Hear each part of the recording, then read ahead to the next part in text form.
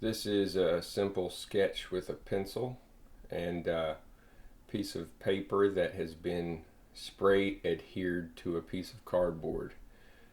It's a picture of a skull and the rest of the skeletal body. I guess they call that a skeleton. And it's going to be wearing a scuba mask, of course, as seen in the thumbnail image. I thought it would be a fun little underwater scene to paint. So here I have my pencil plotting all of the lines, and like we did in the last video, after we get all the lines sketched in with the pencil, we'll see which ones we want to keep, and when we're happy we'll go ahead and use the eraser to clean up the lines before we get our black ink pen and finalize the lines. Right here I'm drawing some kind of sea monster, and it's going to have its tentacle wrapped around the skeleton, and the poor skeleton guy, you just don't know what all transpired or took place to have him end up in this situation that he is in now.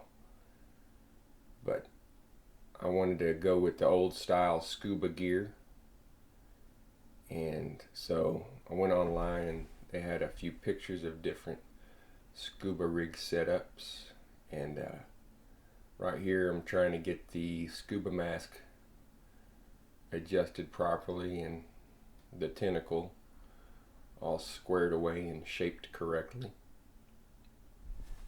Now drawing out some skeleton fingers and a scuba tank in the background. I thought it'd be nice to have a couple of maybe kelp, I'm not sure, but some kind of seagrass in the foreground up front to change things up a bit. There you see me struggling a little bit with the scuba mask mouth regulator, I guess they'd call that. And I fiddle around with this and mess around with it for quite a while before I get it the way I like it. And that's fine. That's what drawing's all about. Nothing's perfect the first time. Sometimes it is, but that's why they made erasers, so you can go and fix your mistakes if you're not happy with them. And we're drawing the rib cage in there. Just having a good time doing some drawing. And I recommend, if you have not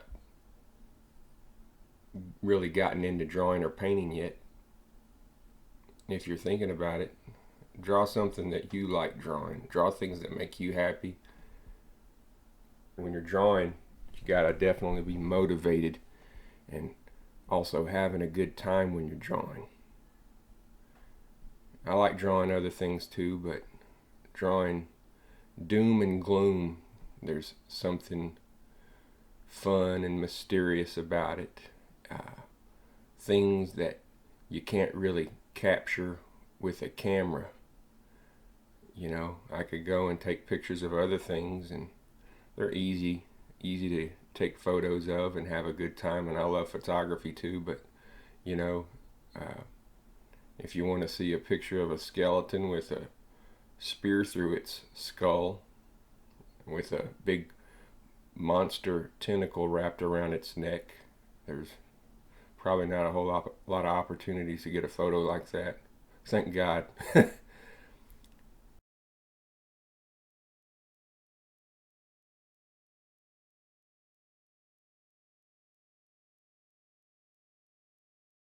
Here I've mixed some white and blue together, and we're going and getting a nice ocean background. As you can see, the pen marks are still visible through the paint, and it's kind of tricky. I'm not gonna kid you and say blending is the easiest thing to do, but I had to put a few layers of paint down to get it the way I wanted. When you're using acrylics, sometimes you gotta put, well, most of the time You got to put down quite a few layers to get rid of your brush strokes, your streaks, and that's fine. That's a-okay. Um, when you're done, when you get it the way you want it, it's going to be real nice looking.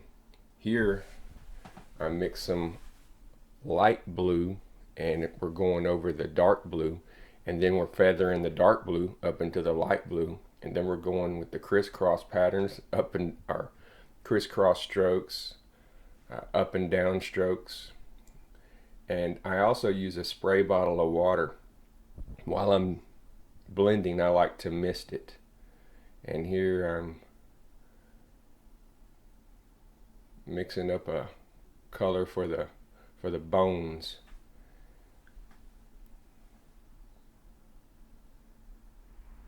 I'm just going to go ahead and rough in some areas for the skeletal parts.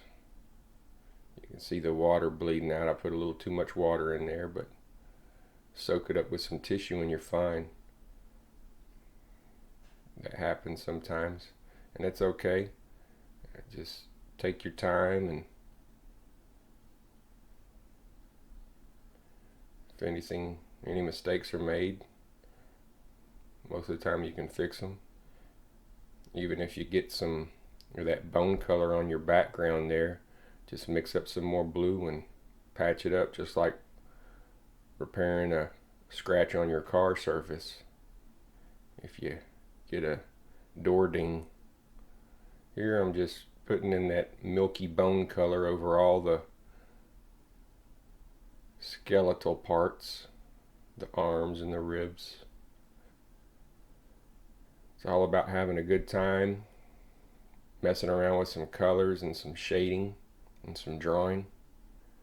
If you tuned in to watch this video, you're probably interested in drawing some crazy stuff like this as well.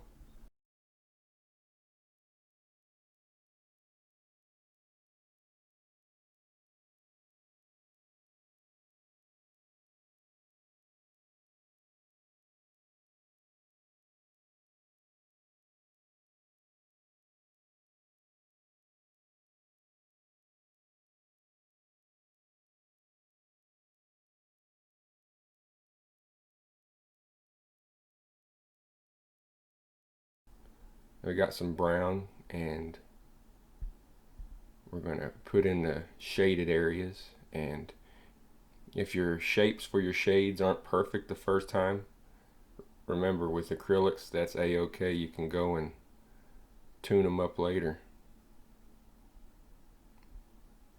We got some shadows for the mask and vertebrae.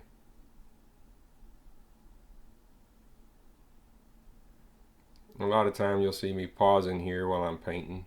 It's me thinking of where do I want to shade next, what areas need shading, what areas don't. You definitely want to keep your highlights. You don't want to erase all your highlights or cover them up with your darker colors, because to me that's what makes your images really stand out and look fun and interesting. It's when you have the contrast between your lights and darks.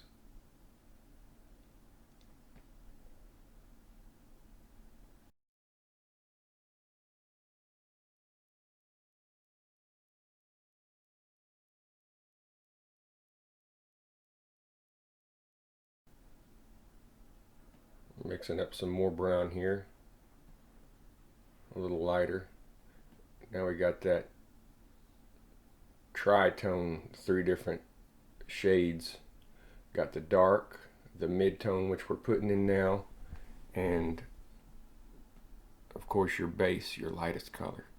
And I think it came out really nice with this mid-color in between the light and the dark. Got a little more yellow mixed in there. It's more of a tan color, not quite a milky bone color, not quite a dark brown, but a nice tan color, and makes it look really nice, in my opinion. We're floating some of this tan color over the brown, and doing A little blending. Now we're putting some more shadows in, and leave the areas where the teeth are visible and put a couple of shadows on the outside of the teeth, and before you know it, they'll look like teeth, if that makes any sense. Now we have some white and black. We're going to make some dark gray.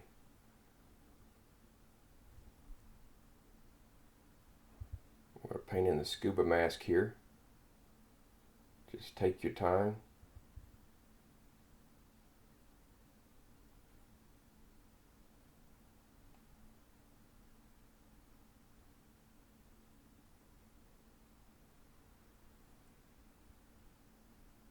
Painting in the old air hoses for the breathing apparatus.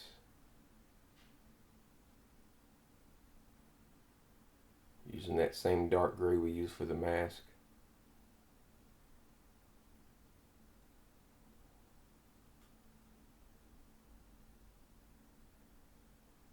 We got some dark black, and we're putting some base shadows in the under areas of the hose. Give a little contrast there. Got to have your lights and your darks, or else whatever you're painting will look flat. It won't have any contrast to it. No definition. We got some of that same black, and we're drawing in the little ribbed areas of the breathing hoses. Add a few details to the mask area here. I'm going to take your time when you're using this black so that you don't cover up the areas you want to keep light, like the edge of the mask here where the lens is connected.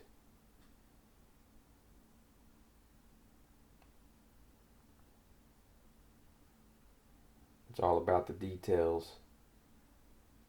Details are what makes painting fun and drawing fun. We're adding in a little bit of a base shadow with that same black.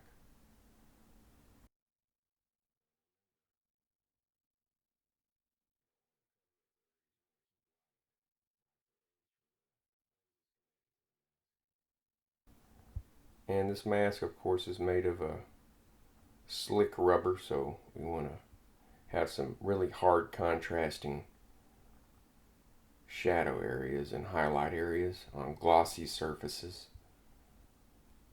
Now we're adding in a little lighter gray next to that medium gray in the black, and getting that kind of a gloss effect going. And we'll add some white and some blue areas later.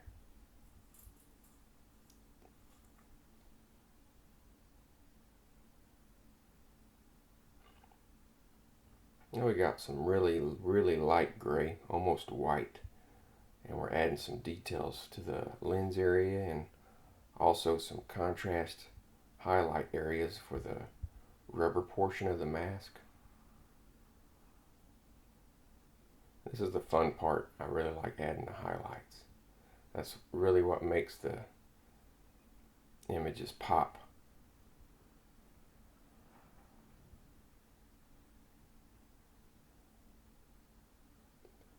And there's nothing special about what we're doing here. Anyone can pick up a brush and do this. I apologize in advance. I'm painting the chrome or stainless steel, whatever kind of metal that breathing area is, but my camera runs out of battery soon, and I put in the base color here and the camera died, but I didn't want to stop, so I just went ahead. But you'll see in a minute that we just did just like the mask, and we put some whites and some light grays and dark grays to make the areas of that chrome breathing apparatus area stand out. Right here we're painting some yellow mixed with a little bit of red to get our air cylinder. Putting some highlights on the air cylinder there. Doing a little blending.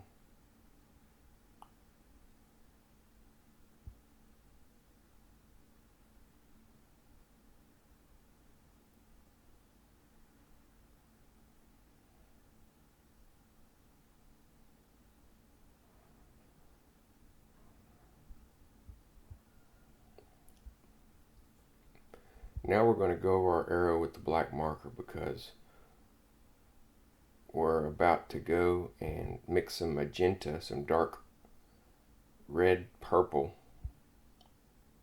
and we're going to paint directly over those lines, so we want to be able to see them when we're done putting this magenta down for our sea monster's tentacle.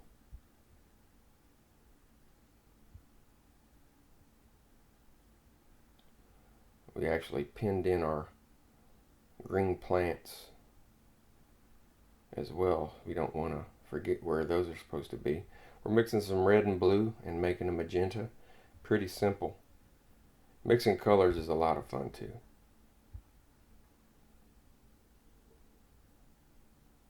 The only colors we use for this painting are red, blue, yellow, black, and white. So it's not a huge palette of colors you need to make all the colors we use for this painting. And each tube of paint's $1 or less. You get them for pretty cheap. Same thing for the brushes. Right now we're putting a magenta base color for the monster's tentacle, and we end up putting around 3 or 4 coats of this magenta down in order to cover up all our brush strokes and also the blue background.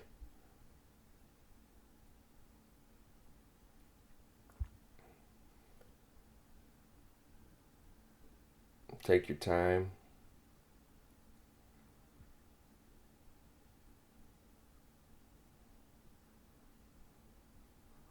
I like to use small tip brushes and liner brush as well. You'll see me do quite a bit with a liner brush. That way I can get into the nooks and crannies. If I use a big flat brush doing those small details, I personally would have quite a hard time.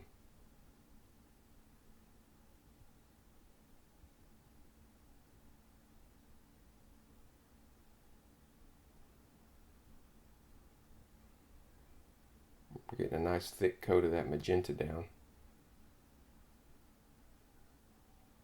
Now we've mixed some white with a little bit of red, and we made a nice pink color for the area where the sea monster's suckers will be painted on. We're taking our time here and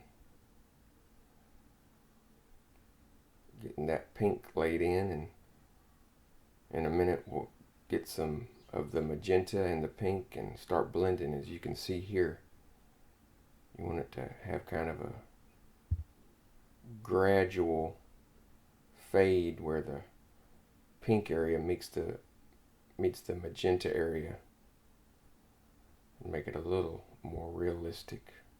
I've never seen the sea monster in person, but I can imagine. Looks like an octopus.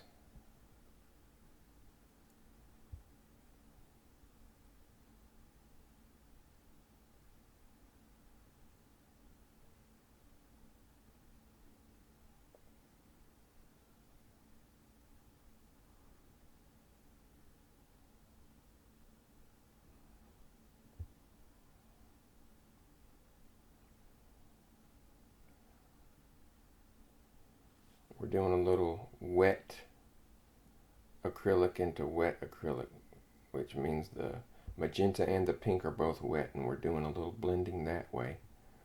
And it takes a lot of toying around with to get it to look the way you want. Now we're painting those suckers in, and we just have a really light pink to do that.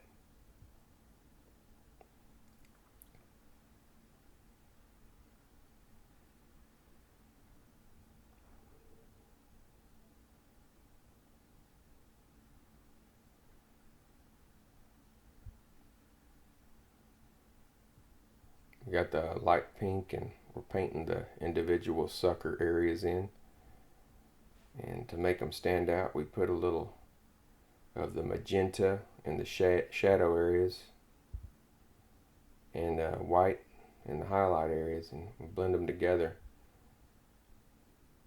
It actually makes them pop pretty good.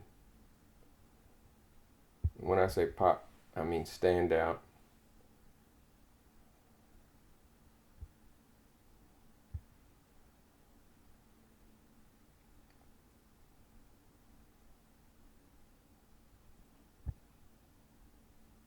We're just carefully placing these suckers in.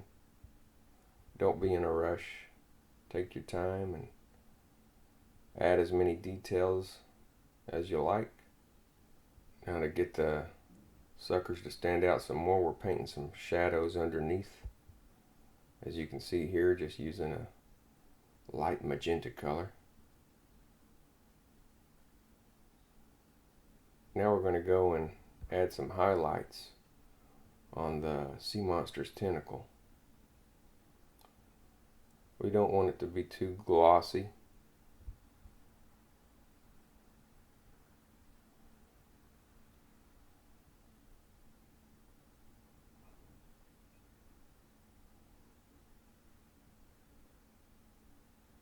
But this light magenta on the dark magenta looks really nice, and we'll put quite a bit of red over the top of that here soon. And that red with that dark magenta, it really makes that sea monster's tentacle stand out. I'm using an X-Acto knife here to remove some of the hairs from my new paintbrush.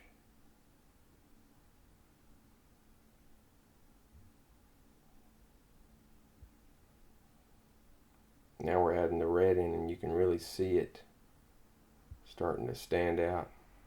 And we're just using a stippling technique, not brush strokes really. We're just kind of dabbing the tentacle with this red paint and blending that way, and it actually has a really nice effect, almost like an airbrush effect.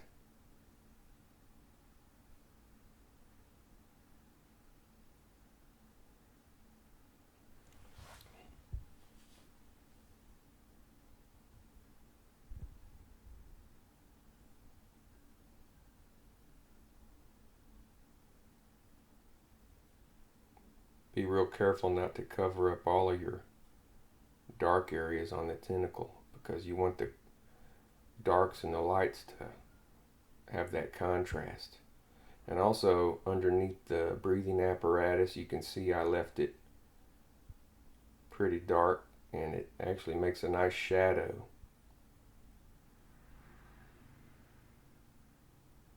One of the things to remember when you're using acrylics is you want to wait for the previous layer to dry, and you can speed that up with a hair dryer. Before you start painting over the top of the previous layer, make sure it's dry, or else it'll lift up the paint that you just put down, which will pretty much be erasing the work you just did.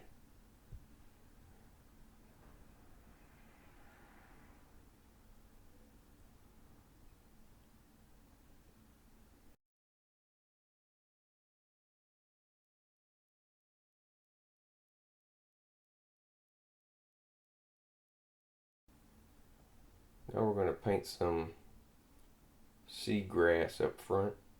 Make it a little darker here with some more blue. Remember, yellow and blue make green. More yellow than blue makes a nice light green like we have here.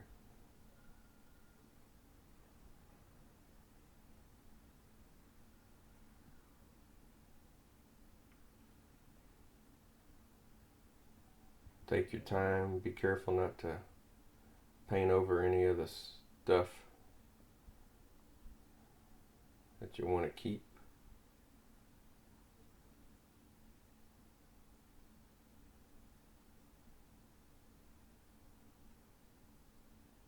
sure you cover up all your pen strokes with the paint, or else you have these huge black outlines on the outside of your objects. Now we're mixing a little bit of Mountain Dew green or chartreuse or lime green, whatever you want to call it.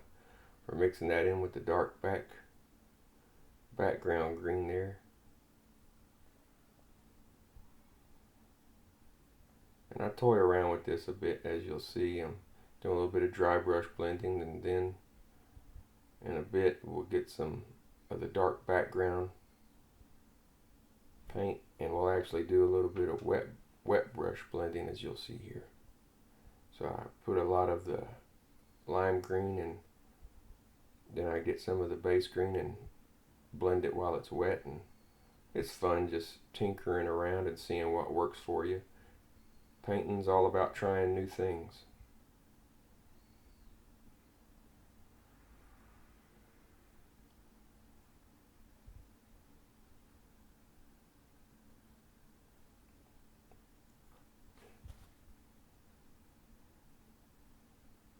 Now we're going to paint this spear. There's no telling what happened to this guy. They may have been looking for pirate treasure, some gold doubloons, and one of the partners got greedy and maybe shot him in the head with a spear or something. There's no telling. Took the gold and went to Acapulco or somewhere like that.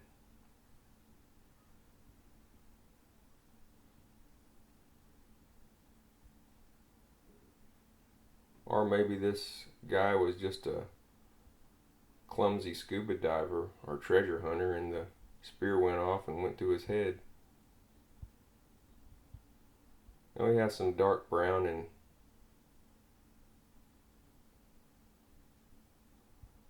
putting some crack lines in the skull.